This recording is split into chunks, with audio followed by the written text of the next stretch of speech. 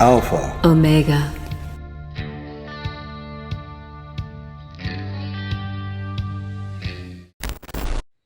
Aha, we haven't talked about the magical wars lately. Hollywood being exposed at the Golden Globe 2020 was epic. It looks pretty positive for us lately. I'd like to have your opinions on this. Oh, sure. I'll be happy to talk about it. We are smack dab in the middle of a magical war, and we are invaded by demons like you wouldn't believe.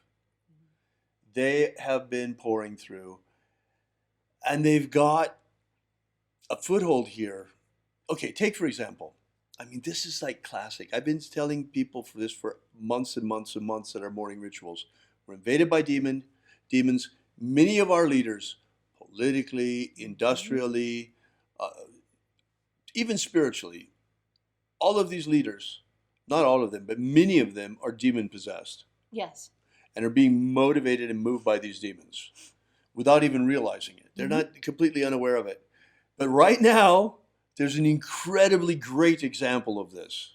Yes. Go watch again the State of the Union message. But instead of watching Trump and his speech, watch Nancy Pelosi behind. Oh, yes. She becomes more and more and more agitated. By the end of the speech, she can't control the demon at all anymore. It's totally controlling her. Yes. She's doing things that make her look so bad that if she were consciously aware of what she's doing, there's no way she would be doing that. I mean, come on. How many times does she have to see herself lick her dentures in public on camera before Right. she starts figuring out that the poly grip she's using is It's not out? working. It's, gosh. It's really astonishing that some people can be so unconscious of their physical body, that you can't control your physical body. Now, I understand, I've seen commercials about people who can't control the way they move, and the darting tongue and the weird thing about the feet, but I hope she's not on antipsychotic medicines that are making her tongue dart about her mouth like that. Right. Geez, that's kind of frightening. Or her toes wiggling uncontrollably in her shoes under the desk. I mean, This it's is scary. It's not so easy usually to spot this in people. But in this case, it was just over the top. It was just so obvious. You could see it. And I'm surprised none of the news commentators, nobody ever, even in the fringe news commentators, nobody would say, hey, that looks like demon possession. Because that's exactly what it looks like. Right. It's a classic case of demon possession. Yes. So, the problem is, we've been in this war for a long time, and we've been getting our asses kicked for centuries Right. because of the fact that the black magicians have been using some really diabolical stuff. Yes. Ever since the Aztecs, ever since the Jesuits met the Aztecs and brought back that Aztec magic, Wow. there's been human sacrifice going on. Mm-hmm. And all of that energy of human sacrifice is formidable. It's not easy to defeat that kind of tactic in a magical war. Certainly, we're not going to stoop down to their methods. Oh, That's not who we No. are. No. We don't kill people just for magical power, unlike the black magicians.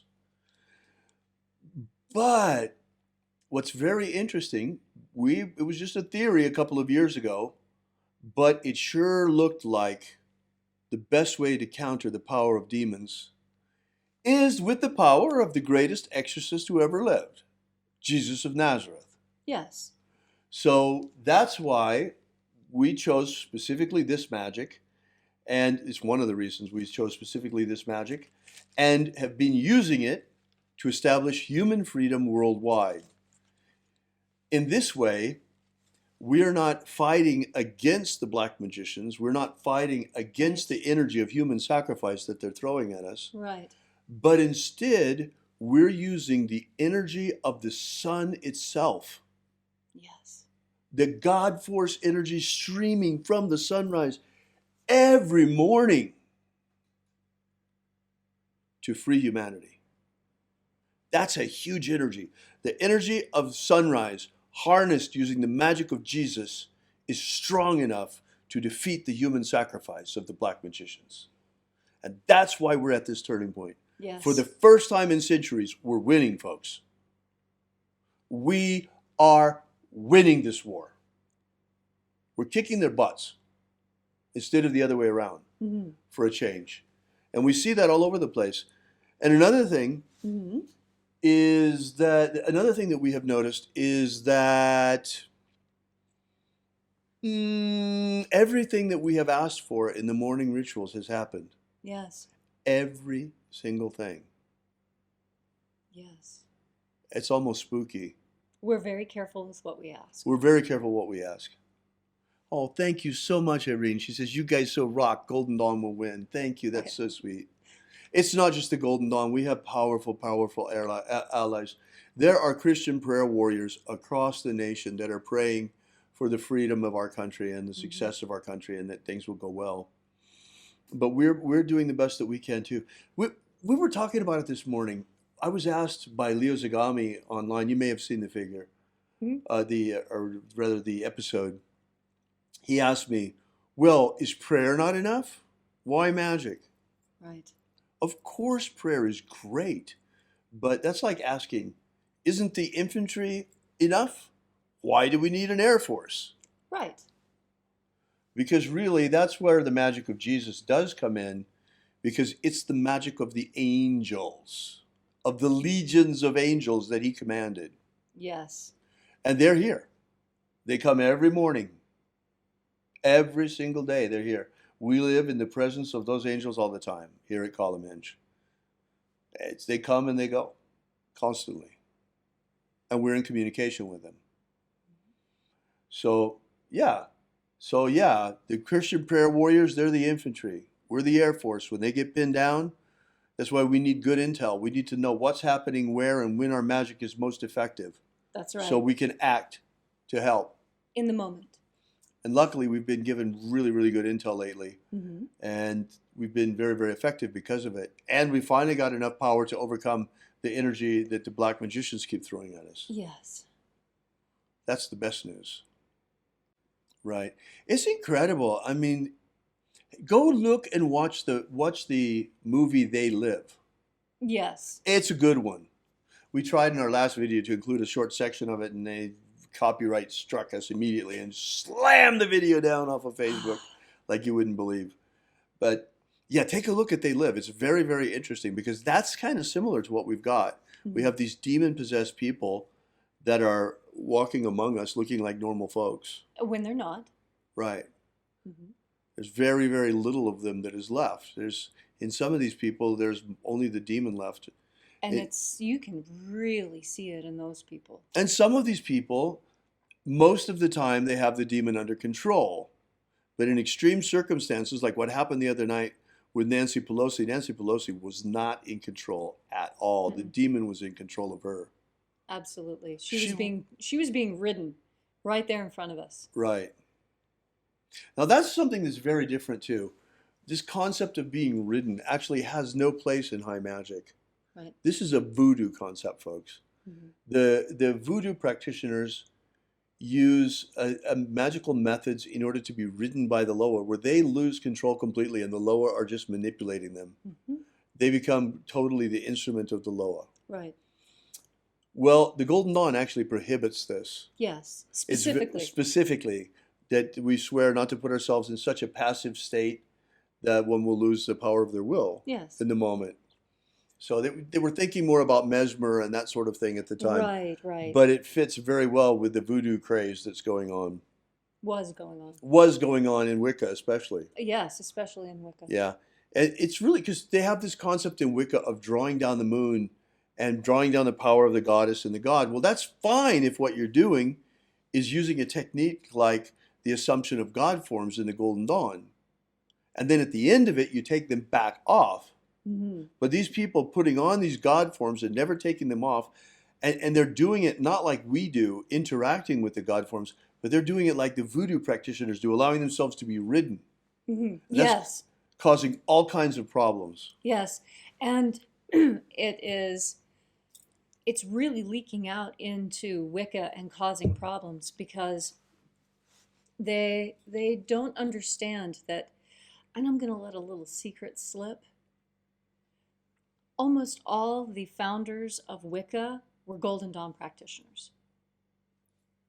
So there's so much Golden Dawn magic in Wicca that if you were ever to pick up a book and start going through it, you'd say, oh, well, this is that, and this is that, and this is that, and this is that. Why did they just change everything? Why didn't they just do Golden Dawn? And you've got two layers of influence. You've got the Crowleyan influence, unfortunately, Golden Dawn information filtered into Wicca through Crowley, but you also have Dion Fortune's influence. Yes, and Dion Fortune was wonderful. She very carefully went through with a fine-tooth comb and picked and teased out all of the influences of Crowley as much as possible. And that influence, which seemed too deeply ingrained, she showed how it was not only fully borrowed, but it wasn't even his idea to put it in there. Many of the greatest ideas that what's-his-name had were actually, of course, stolen from people that he worked with. And that's the other thing we always recommend, is that when you learn something, you take the time to tell people where you learned it. Right. Because unless you start talking about, well, with people who are interested, of course, when you start talking about, well, you know, I do Golden Dawn magic and this, that, and the other with select people, which you can do, it's important that when you give them an idea, that you give them a name that they can go to, so that if they decide that they want to do research on things that maybe you're not even interested in, you've given them something more to go on. And Dion Fortune, absolutely incredible woman. She was a formidable force in at least 3 different magical traditions that I know. Also, she brought very much psychology to magic. Yes, she did. And was a profound influence on Rigardi. Yes. Rigardi, after his split with Crowley, oh, gosh, you know, you probably have heard about this, but you know, I've never told the story on camera before, so I actually will tell the story now.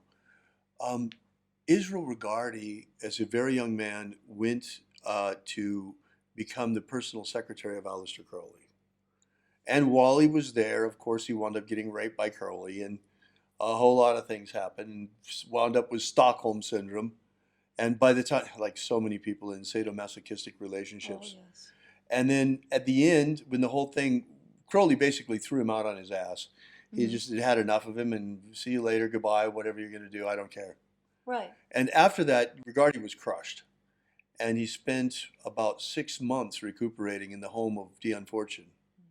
So that was where he first came into contact with the psychological side that was to affect him so profoundly, in addition to the Golden Dawn. Rigardi came into contact. Rigardi, right, came into contact through Dion Fortune. Yes. Right, with the psychological material. And that eventually wound up with Rigardi becoming a chiropractor, as a doctor of chiropractic, as well as a Reichian therapist. He was working with the ideas of Wilhelm Reich, which is quite fascinating, by the way. Oh, yes. SCIFER, Frater Archimedes says, I'm assuming that questions asked are only to be about neo-magic only. What is neo-magic? That's a good question. Yeah. Neo-magic. Are you talking about the Matrix? Or New Golden Dawn, Neo Golden Dawn? By the way, this is really, I'm really glad that this came up. This is quite interesting. Karen then says neo-shamanism. You know, we're really not sure what he meant. I'm sure he'll clarify for us what the question actually was. But it's interesting because Leslie and I were just talking about this just before we came on camera. Class, yes. Yeah, because we've been really very much at a loss to describe what it is that we do outside every morning in our daily ritual. Because it certainly looks like nothing of Christianity that we've ever seen before. Right. And yet, it comes from the original Christian sources. So, in fact, it's archaic. Yeah, it's archaic. It's the magical bit that was repressed in the 3rd century and gotten rid of, and they didn't want it, and now it's back. Right. So... what else came back? Right. You know, so what's interesting is we finally came up with the right name, because in the neo-pagan community, we've had neo-pagans and neo-shamans, and Neo-pagans, what they have done is that they have studied ancient ritual practices of Yes. ancient pagan cults, and they have revived them. Yes. They're revivalists. Well, Leslie and I are also very much revivalists. We are reviving the ancient magic of Jesus of Nazareth as it was taught back then, and we're reconstructing it very carefully Yes. to what we believe is as close to the original as possible. Yes. And we're reviving it, invoking the 12 every day, invoking the 12 watchers every day, and invoking all of the energies of the treasury of light every day in order to really activate again the magical egregore before we start communicating the baptisms of the system on a wide basis. Right. So we've noticed, hey, look, this is so similar to what the neo-pagans have been doing. And so I thought of it, and I think, hey, it would actually be a very good idea Yes. that we call what we're doing out there Neo-Christianity. Yes. Because just like the pagan tradition that I come from, where you carefully scan the anthropological records and you go through the museums and you look for the old leftover, the original spells, the original rituals written in the original languages, translate it, dust it off, try it out. I did that with a lot of paganism. And now we're doing it with Christianity, with That's Christian magic. Fantastic, and it works just the same way. It's just as effective, and dipping into these energies that haven't been worked with in hundreds and hundreds of years feels so nice, because it's like drinking water from a very, very deep well. And when you see it, the water it has a blue tint to it because it is so clean and so pure and so prehistoric and preserved. It looks different from all the other water on earth. That's how this magic is to me. It's really amazing. And the opening of the treasury of light is amazing in and of itself. But the real beauty of this system is the baptisms. And that's what makes it so unique, in the sense that if you talk about Christianity has basically abandoned magic completely. 1,700 years ago. Mm-hmm. And except for prayer, interestingly enough, and prayer is a very powerful form of magic. Yes. Now, but the magic of Jesus and the whole notion of Jesus as magician was deliberately stomped out. Yes. Because the people of the day saw Jesus as a magician. Almost everybody did. And when the Christians were trying to proselytize, oh, you mean Jesus the magician? No. We're talking about Jesus, the Son of God. Well, yeah, but Apollonius is Son of God too, and I heard he's doing all the same stuff that Jesus is doing. So what have you got that's different? So they had some problems. Hi, Greg.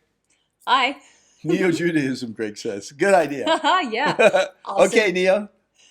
Or Neo-Judaism. That's great. Oh, that's great. Neo-Christianity. Yeah, Neo-Christianity. Why not? I like it. It's a very accurate description, because Neo-Christianity carries with it the idea of the revival of an ancient practice and the reconstruction of ancient rites. And that's exactly what we're doing. Yes.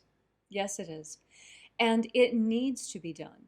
Christianity has many times over gone into new areas and absorbed new techniques into itself. And this is no different, except this is more like Christianity coming home to its actual roots. I like the idea of Neo-Christianity because, in contradistinction, because, for example, in the Bruce Codex, there's absolutely nothing about the Eucharist ritual. Nothing. Not at all. Nothing. It's completely missing. It's just not there. Instead, there are other sacraments. Oh, yes. The baptism of the waters of life, the baptism of fire, the baptism of the Holy Spirit. These are the three primary sacraments of Neo-Christianity. Yes. It's very exciting. It is indeed. Especially now that we come up with the name. Right. Well, because naming things is important. In fact, naming things is the first way that language really became established. Right. What is that? Well, it is called this. Well, how did you come up with that name? Well, I don't know. Well, they say that because everyone says, well, the neo-pagans, it's not like original paganism, it's new, it's neo-paganism. Right. Okay, fine. Well, then what are you supposed to call a religion that was a part of Christianity 2,000 years ago and yet has been missing for, say, a millennia and a half? Right. So and is reconstructed and revived. Obviously, it's neo. Yes. So, neo-Christianity. Well, that's about it. Thank you so much, folks. Really appreciate your being here. And remember, have faith and expect a miracle. May your magics work better than expected.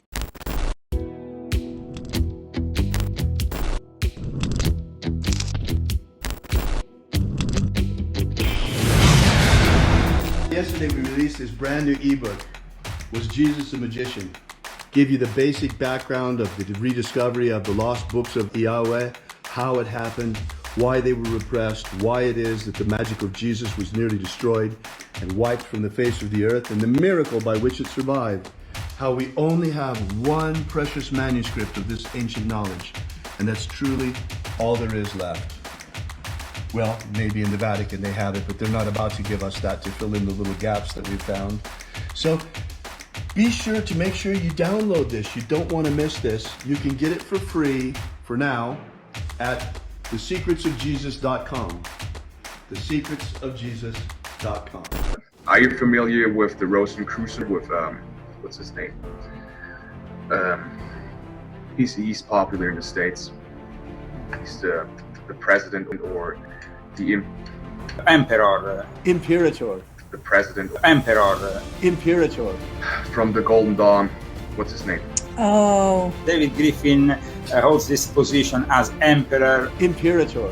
David Griffin. David Griffin. David Griffin. David Griffin. David Griffin. Have David Griffin.